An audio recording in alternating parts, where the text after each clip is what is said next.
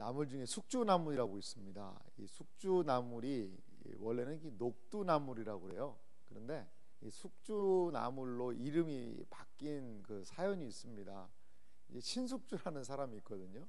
이제 그 사람의 이름을 따서 그 나물이 원래 녹두나물에서 숙주나물로 바뀌었다라고 합니다. 이 신숙주라는 사람은 우리가 잘 아는 세종대왕 때 사람인데요. 세종대왕이 자신의 손자 단종을 좀 잘 부탁했다고 그래요. 잘 부탁하니까 뭐 세종 때는 그렇게 하겠다고 얘기를 했겠죠. 그런데 세조의 편에 들어서 이 단종을 죽이는데 앞장섰던 사람이 신숙주라고 그럽니다. 그래서 사람들이 이 녹두나물이 너무나 잘 맛은 있는데 쉬어가지고 야 이거 잘 변절하는 변절자 신숙주 같다 해서 이렇게 숙주나물이 되었다라는 그러한 이야기가 있습니다. 숙주나물은 맛있잖아요. 마찬가지로 신숙주도 그 당대 사람들에게는 되게 사랑을 받았다고 그래요. 비록 변절자였지만 우리 세종대왕한테도 사랑을 받고 세조한테도 사랑을 받고 하여간 변절자였지만 그랬다는 이야기가 있습니다. 여러분, 사람이요 참 잘 변하는 것 같습니다. 항상 초심을 갖는다는 것은 정말 어려운 일이 아닌가 이러한 생각이 듭니다. 일이 잘 돼요. 그런데 뭔가 좀 수상합니다.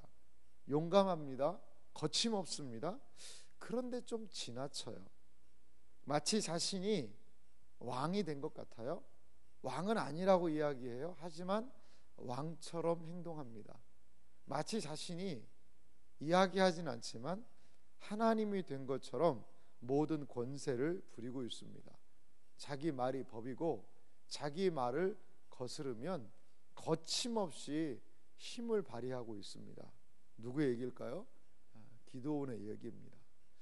기드온의 오늘 모습을 보면 뭔가 일은 잘 되는 것 같고 뭔가 거침없이 나아가는 것 같은데 좀 뭔가가 이상합니다. 과연 기드온에게 어떤 일이 일어난 것일까요? 어제 7장을 통하여서요 이들에게 하나님께서는 큰 승리를 주셨습니다.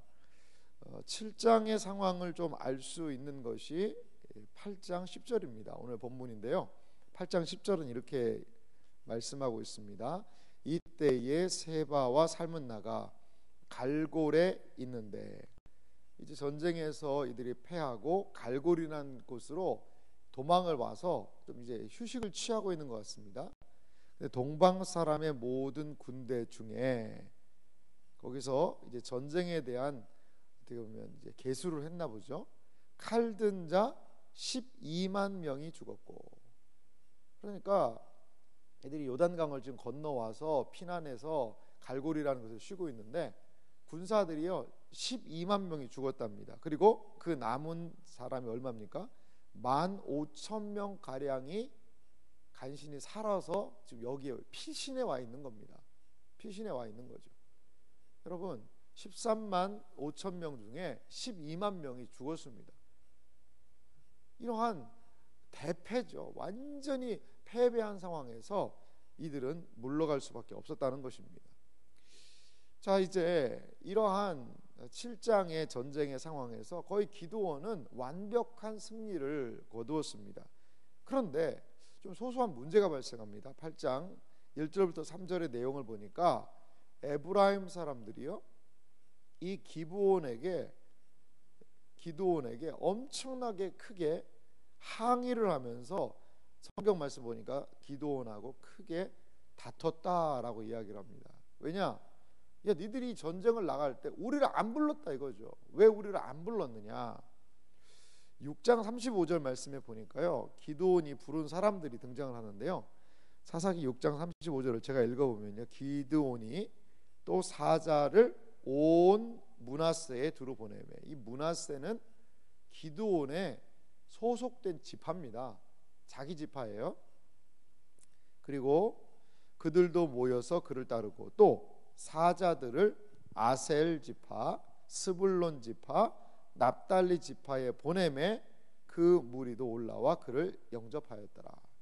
그러니까 이제 북쪽에 있는 북쪽에 있는 므낫세 지파 위쪽에 있는 지파들은 다 부른 겁니다. 근데 므낫세 지파 아래에 에브라임 지파가 있는데 여기는 안 불렀어요. 아마도 이 북쪽에 있는 이 사람들을 통하여서 자기들이 이 정도만 돼도 승리할 수 있을 것이다 라고 생각했는지도 모르겠어요. 이렇게 이야기하자 기드온은 에브라임 지파의 끝물 마지막 포도가 아비에셀, 므낫세죠. 므낫세의 만물 포도보다 낫지 아니하냐라는 아주 지혜로운 말을 해서 이 분쟁을 피하는 노여움을 풀리게 하는 그런 상황이 있습니다. 상당히 좀 지혜롭게 이야기를 한 거죠. 지혜롭게. 성경에도 보면요, 이 에브라임 지파가요 여러 가지 부분에서 이러한 좀 트러블을 많이 일으킨 것 같아요. 나중에는 이제 입다한테도 이런 이야기 비슷하게 하다가 거기서는 엄청난 전쟁이 일어납니다. 동족 상잔에 큰 비극이 일어나기도 하죠. 에브라임 지파는 큰 지파입니다. 그래서 북왕국 이스라엘의 대표 지파거든요. 그런데 하는 행동들을 보면 여러 가지 부분에서 자신들의 이득권을 많이 취하려는 부분도 있습니다. 어떤 학자는요, 이 부분에 대해서 왜 에브라임 지파가 이렇게 강력하게 항의를 하느냐, 아마도 전쟁의 전리품 문제 때문에 그럴 거다, 이렇게 얘기하는 사람도 있습니다. 전쟁은 이거 승리한 전쟁이잖아요. 그래서 세바와 살문나를 에브라임 지파가 죽였습니다. 그런데 처음부터 에브라임은 참전하지 않았잖아요. 그러면 이긴 전쟁에 그 전리품을 나눌 텐데 자기들의 몫이 줄어들 것을 생각해서 기드온에게 먼저 선제적으로 막 이렇게 얘기를 했다는 거죠. 그래서 자기들이 그 전리품을 더 많이 차지하기 위해서 말이죠.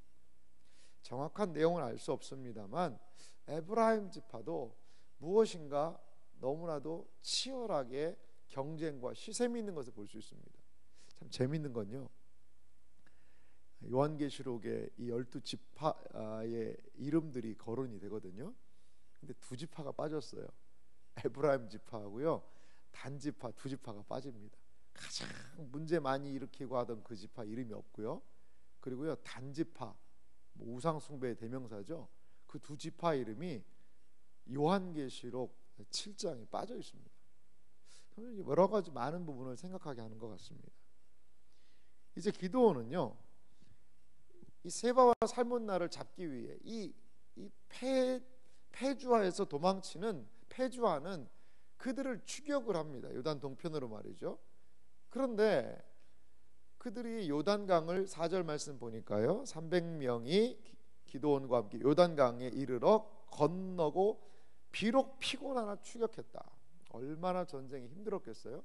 그런데 이 용감한 300명의 사람들은 기드온과 함께 끝까지 추격을 합니다. 그런데 숫곳 사람들한테 좀 도와달라고 그러는데, 아니 좀 도와주면 참 좋잖아요. 그런데 이 숫곳 사람들이 세바와 살문나를 우리가 추격 중이다, 우리한테 좀 떡도 주고 마실 것도 좀 줬으면 좋겠다, 도와주질 않아요. 같은 동족인데도 말이죠. 이 9절에 보면, 8절에 보면 거기서 브누엘로 올라갔다라고 얘기하는데, 브누엘은 우리가 좀 더 쉽게 아는 이름 있죠. 야곱과 연결된 브니엘입니다. 브니엘, 하나님의 얼굴이라는 그 뜻이죠. 거기입니다. 그 브누엘에서도 그 사람들이 도와주지 않습니다. 하지만 끝까지 세바와 살문나를 추격해서 드디어 이들이 12절 말씀 보니까 세바와 살문나가 도망하는지라, 기드온이 그들의 뒤를 추격하여 미디안 두 왕 세바와 살문나를 사로잡고 그 온 진영을 격파하니라. 드디어 이 미디안의 두 왕인 세바, 살문나를 이들이 사로잡는 그러한 혁혁한 이 전쟁의 종지부를 찍는 것이죠. 그런데 여기까지는 참 좋은데요, 그 다음부터가 문제입니다. 13절 말씀에서 보니까 헤르스비탈 전장에서 돌아오다가 숫곳 사람을 하나 잡아가지고요, 소년을 잡아서 이 숫곳의 방백들의 이름들을, 여기 성경 보니까 70명이나 됐다고 그러는데 다 받아 적습니다. 근데 상당히 위협적이에요. 이 원어적인 내용을 보니까 14절에 잡아다가요, 그를 신문했다고 그럽니다. 그러니까 숫곳 사람들이 자기를 도와주지 않았다는 거죠. 이 음료와 이 먹을 거를 제공해주지 않고, 아니 네가 지금 세바와 살문나를 잡는다고 그러는데 그 왕들이 손이 지금 너한테 있냐? 손이라는 것은 그때 이제 고대 근동에는 막 전쟁을 이기면 사람들의 이제 막 수족을 절단하기도 했다고 그래요. 그래서 이 사람을 우리가 뭐 죽였다라는 그런 증거를 보여줬다라고 합니다. 그러니까 그런 상황이죠. 아니 세바와 살문나가 지금 어떤 사람들인데 네가 그 사람을 쫓아가서 하겠다고? 아마도요 이 숫곳 사람들과 이 브누엘 사람들은 이 갈골, 그러니까 미디안의 영향력이 요단 서쪽보다는 이 요단 동쪽이 더 강했던 것 같습니다. 7년간 그 사람들 아예 압제 아래 있게 되다 보니까 그 사람들을 두려워해서 야, 이 기드온한테 협조하다가는 아니 우리가 당하는 거 아니냐라고 생각했을 수 있습니다.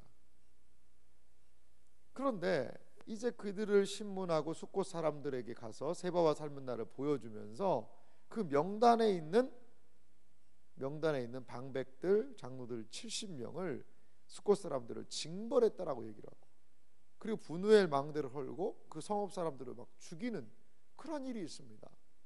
사실 드보라 같은 경우도요 이 참전하지 않은 사람들에 대해서 막 저주하기도 합니다. 하지만 이렇게 보복까지는 안 했거든요. 근데 지금 기드온 같은 경우에는 자기를 도와주지 않았다는 그 미명하에 아니 같은 동족들에 대하여서 지금 심판을 자행하고 있는 거죠. 복수하고 있는 겁니다. 사실요 원수 갚는 건요 우리의 몫이 아니에요. 하나님께 사실 일입니다. 원수 갚는 것은 하나님께 있음에도 불구하고 지금 기드온 같은 경우에는 이 승리에 도취해서 내 말을 어기고 나에게 협조하지 않은 사람은 다 원수같이 여기겠다는 거죠. 여러분, 아니 너무나도 대조적이지 않습니까? 에브라임은 어떻게 대했죠? 에브라임 사람들이 강력하게 항의할 때는 잘 말을 해가지고 겸손하게 하던 사람이 어떻게 이렇게 달라질 수가 있지? 차이가 있습니다. 무슨 차이가 있냐면 에브라임은요 상당히 큰 지파거든요. 에브라임하고 한바탕 붙었다가는 일이 커지거든요. 그러니까 이 기드온의 모습을 가만히 보면 강한 자한테는 약한 겁니다. 그리고 사실 이 숫곳하고 이 브누엘 같은 경우에는요 큰 성읍이 아닌 것 같아요. 제가 한번 지도를 준비했는데 이 기드온의 그 행적들을 한번 쭉 살펴보면요, 이 모레산이라는 곳에서 싸워서 요단강이 있죠. 요단강을 건너서 숫곳하고 브누엘 이 두 성읍은 가까이 좀 붙어 있는 것 같아요.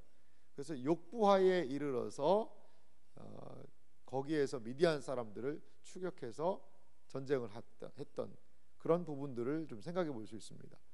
그러니까 여러분 요단강 이 동쪽에 숫곳과 브누엘이 있는데 여기에는 그냥 지형이 좋지 않은 지역이거든요. 여기에는 이 사람들이 그렇게 큰 성읍은 아니었던 것 같아요.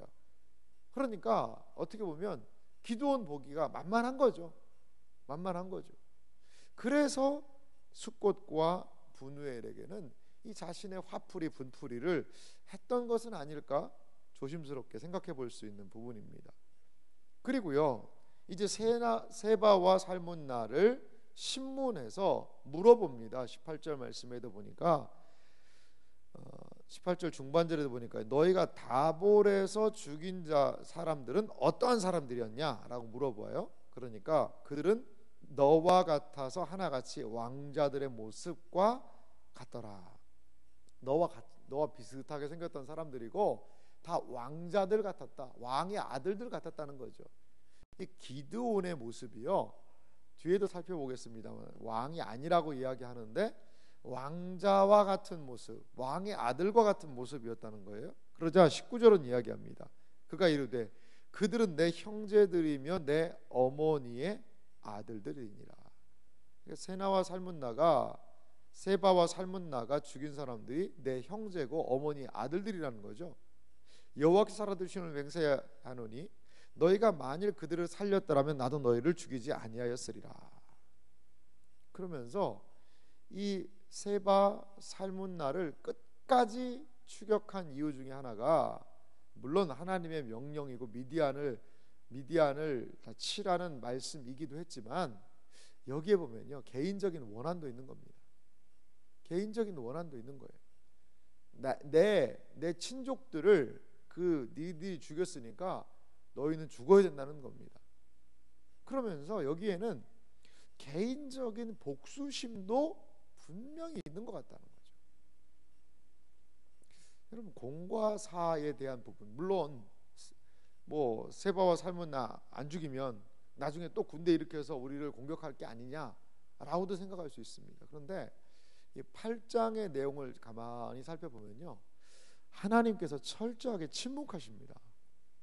7장 같은 경우에는 하나님이 하신 일들을 분명히 기록을 해요. 근데 8장에는요, 하나님은 철저히 침묵하시고 이 기드온이요, 막 길길이 날뛰고 있는 것과 같은 상황입니다. 혼자 다 합니다. 하나님 없이도 잘하는 것 같아요. 기도하는 것, 물론 뭐 그게 성경이 다 제외시켰을 수도 있지만 하나님께 묻고 여쭙고 하는 그런 부분들도 아예 거의 생략되어 있고, 이 기드온이 자기에게 협조하지 않는 사람들, 자신의 형제와 어머니 아들들을 죽인 사람들을 심판하는, 그리고 복수하는 그러한 이야기가 보인다는 거죠. 20절 말씀 보니까 세바 살문나를 자신의 맏아들 여델한테 죽이라고 이야기하는데, 이 여델이 그 소년이 그의 칼을 빼지 못하겠는데, 왜냐하면 아직 어려서 두려워함이었더라라고 이야기를 해요. 자기 맏아들한테 이 적장들을 죽이라, 전쟁에서 가장 공을 세운 사람들이 이 적장을 죽인 사람들 아니겠어요? 그런데 이 어려서 그걸 못하는 거죠. 두려워서. 그럼 누구 모습이 생각나세요? 기드온 모습이 생각나지 않으세요? 6장에서 그랬잖아요.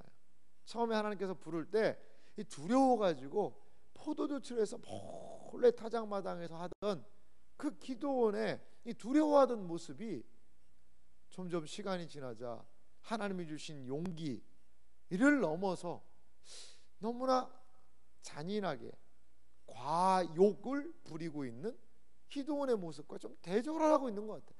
너 이 개구리가 올챙이 쪽을 기억 못하는 것 같구나라는 그러한 장치가 여기에 있는 것 같아요.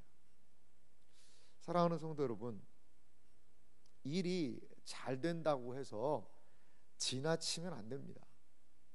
무엇인가 나에게 힘이 생겼다고 해서 그 힘을 너무나 써서 권세를 부리면 안 됩니다. 자칫하면 교만에 빠질 수가 있는 지점이 이 백지 한 장 차이인 것 같아요. 분명히 하나님의 일이라는 대의 명분을 가지고 일어섰는데 지금 기드온의 모습은 무엇인가 지금 지나쳐버리는, 이 인간의 내면에 있는 탐욕과 부패함이 더 커져버리는 것과 같은 그러한 상황 가운데 기드온이 놓이게 되었다라는 겁니다. 사랑하는 성도 여러분, 우리를 믿으면 안 됩니다. 사람을 믿으면 안 되고 나 자신을 믿을 수가 없다는 것이지. 끝까지 하나님 의지하고 신뢰하지 않으면 이렇게 넘어지고, 이렇게 교만하고, 이렇게 자기 스스로 자기 마음대로 하는 것이 인간의 모습이라는 것입니다. 지금 기드온은 하나님과 함께 하는 것이 아니라 개인적인 질주를 하고 있는 것입니다. 우리는 끝까지 하나님을 의지하시기 바랍니다. 하나님이 과연 내 옆에 계신가? 내가 하나님과 함께 보조를 맞춰가고 있는가? 성령보다, 하나님의 일보다 결코 앞서지 않고 하나님 옆에서 하나님을 앞세우고 하나님의 뜻을 좇아 나아가는 그런 복된 은혜가 우리 모두에게 있으시기를 주님의 이름으로 소망합니다.